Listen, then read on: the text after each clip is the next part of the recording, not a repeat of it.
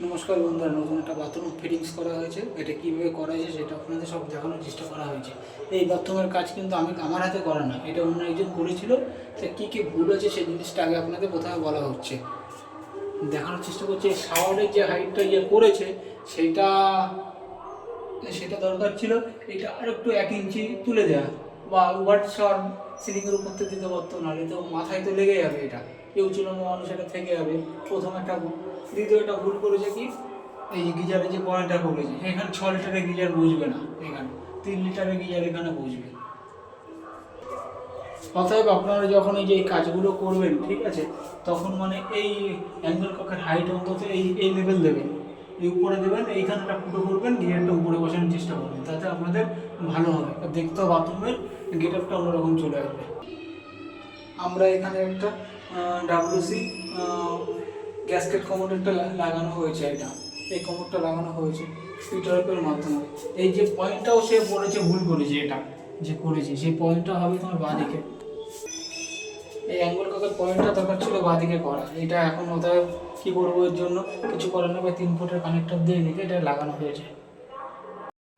এখানে একটা সিঙ্কক লাগানো হয়েছে, এটা ঠিক করেছে যে করেছে কাজটা, এটা ভালোই হয়েছে।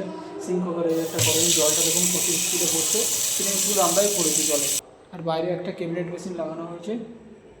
এই দেখুন আয়না, এটা ডিসপ্লে লাগানো হয়েছে, এটা এলইডি টাইপের লাইট জ্বলবে, ঠিক আছে। আর এর যে মেশিনের জলগুলো দেখুন কতটা বিশাল জলগুলো, জলে প্রচুর আয়রন আছে।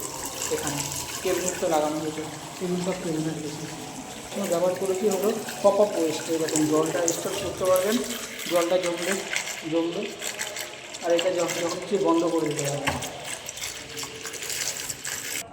আমরা আর একটা টয়লেট বাথরুমে এসেছি। এখানেও একটা ডাব্লিউসি 4 মাউন্টের গ্যাসকেট কানেক্ট করা হয়েছে।